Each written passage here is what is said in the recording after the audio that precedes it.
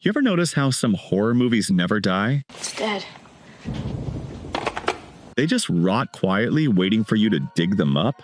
These aren't your overplayed jump scare cash grabs. These are the films that time forgot. The ones that bled too quietly, thought too deeply, or terrified people in ways they couldn't explain. It's terrifying! So tonight we're exhuming 10 forgotten horror movies too good to stay buried. You think you know classic horror? Let's find out.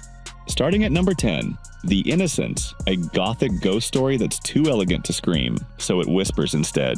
Deborah Kerr plays a governess slowly unraveling inside a haunted mansion. Every frame is soaked in suggestion. You never see the ghosts, but you feel them in the corners. This movie terrified Kubrick so much he borrowed its visual style for The Shining. It's black and white perfection, proof that the scariest thing in any movie is the thought, what if she's not crazy?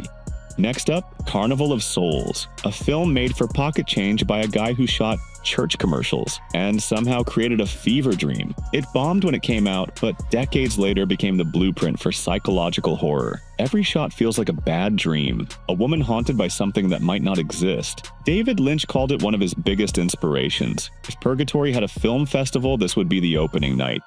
Number 8 is pure nightmare poetry. Eyes Without a Face. A brilliant surgeon kidnaps young women to steal their faces, trying to repair the one he destroyed on his daughter. It's French. It's elegant. It's horrifying. The camera doesn't cut away when it should. Underneath the surgical horror is something worse. A father's love turned into obsession. The white mask, the sterile silence, the way it lingers. It'll crawl under your skin and stay there.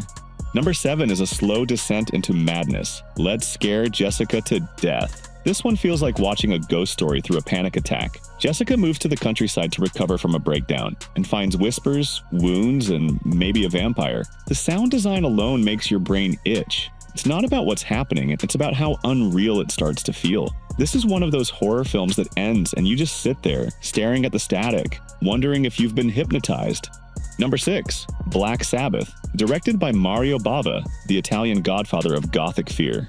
3 stories, 3 nightmares. A woman haunted by a corpse, a man stalked by a killer, and a vampire tale that makes you rethink your neighbors. Every frame looks painted in candle smoke and blood. This is where horror stopped being pulp and became art. Tarantino called Bava one of the most visually gifted directors who ever lived. And he's right. This anthology doesn't ask for your fear, it earns it.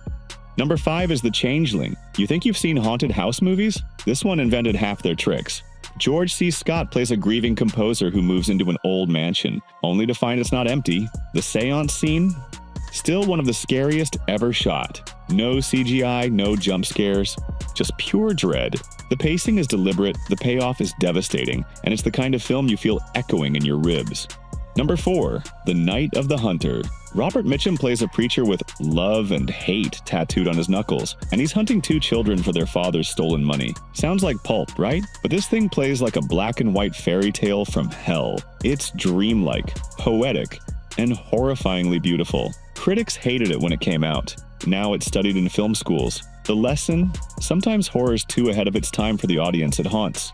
Number 3, The Wicker Man. A devout cop visits a remote island to investigate a missing child and finds a community that worships the harvest, not the heavens. Folk horror at its absolute peak. No monsters, no blood, just ritual, lust, and the creeping realization that he's the sacrifice. Forget the memes, the original Wicker Man is the kind of movie that burns into your brain long after the flames fade.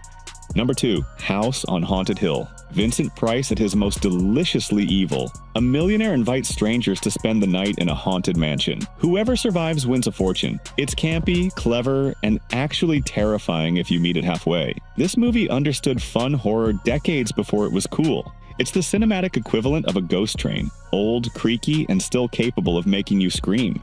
And finally, The Last Man on Earth. Before Will Smith, Keep my name out your mouth! Before I Am Legend, please say hello to me.